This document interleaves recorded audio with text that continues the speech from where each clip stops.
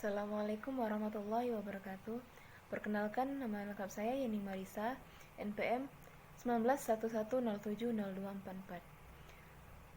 Saya anggota dari kelompok 6, akan meneruskan presentasi dari rekan saya Wahyu Wantika tentang solusi problem pendidikan. Pendidikan memiliki keterkaitan erat dengan globalisasi. Pendidikan tidak mungkin menisbikan proses globalisasi yang akan diwujudkan masyarakat global ini. Dalam menuju era globalisasi, Indonesia harus melakukan reformasi dalam proses pendidikan, dengan tekanan menciptakan sistem pendidikan yang lebih komprehensif dan fleksibel, sehingga para lulusan yang dapat berfungsi secara efektif dalam kehidupan masyarakat global demokratis.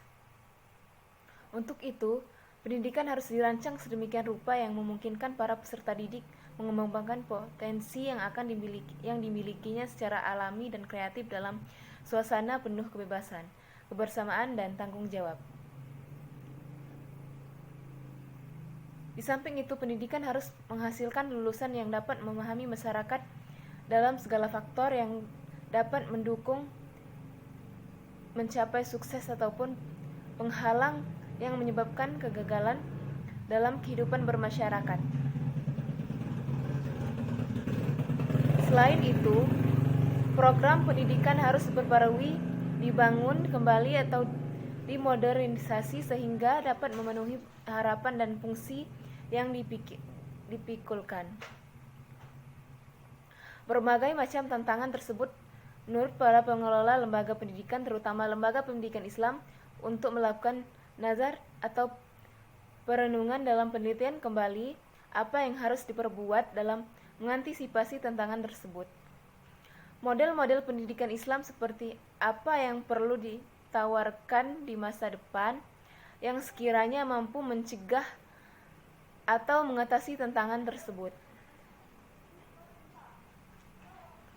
Kesimpulannya, dari beberapa penjelasan di atas, maka kami menyimpulkan sebagai berikut. Yang pertama, hakikat pendidikan Islam ialah membimbing anak didik dalam perkembangan dirinya, baik jasmani maupun rohani, menuju terbentuknya kepribadian yang utama pada anak didik nantinya yang didasarkan pada hukum-hukum Islam.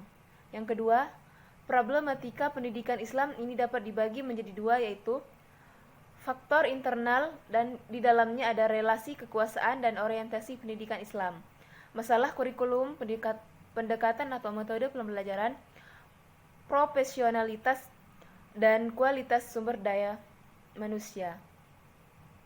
Yang ketiga, solusi dari problematika tersebut ialah pendidikan Islam harus dikembalikan kepada fitrahnya dengan tanpa mengesampingkan dimensi-dimensi penting lainnya yang harus dikembangkan dalam institusi pendidikan, baik formal, informal, maupun non-formal.